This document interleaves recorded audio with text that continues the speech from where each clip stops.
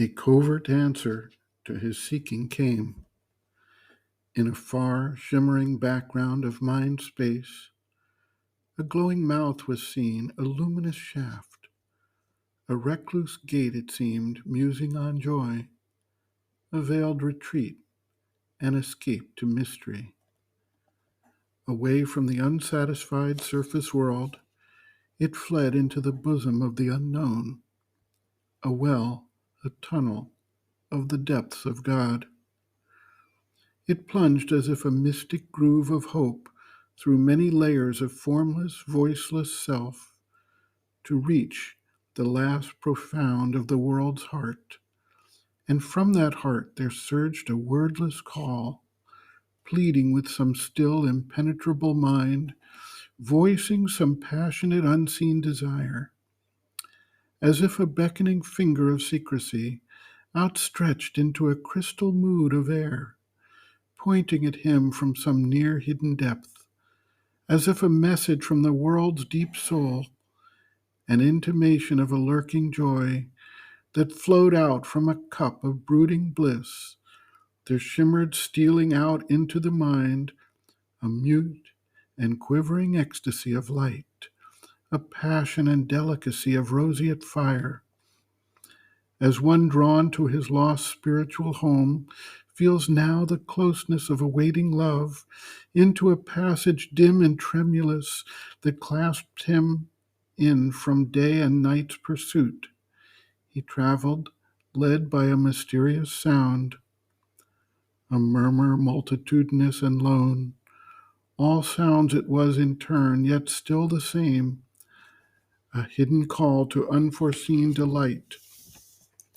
In the summoning voice of one long known, well loved, but nameless to the unremembering mind, it led to rapture back the truant heart. The immortal cry ravished the captive ear.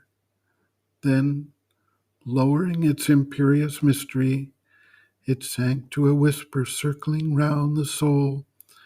It seemed the yearning of a lonely flute that roamed along the shores of memory and filled the eyes with tears of longing joy. A cricket's rash and fiery single note, it marked with shrill melody night's moonless hush, and beat upon a nerve of mystic sleep, its high, insistent, magical reveille. A jingling silver laugh of anklet bells traveled the roads of a solitary heart, its dance solaced an eternal loneliness. An old forgotten sweetness sobbing came, or from a far harmonious distance heard the tinkling pace of a long caravan, it seemed at times, or a vast forest's hymn, the solemn reminder of a temple gong, a bee croon honey drunk in summer isles, ardent with ecstasy in a sunless noon, or the far anthem of a pilgrim sea.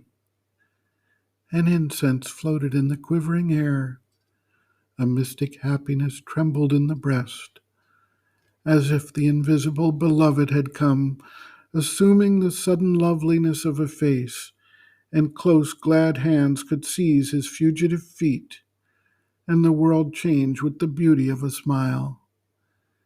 Into a wonderful bodiless realm he came, the home of a passion without name or voice, a depth he felt answering to every height.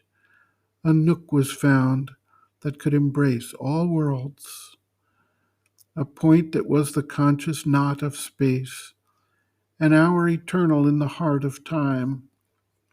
The silent soul of all the world was there.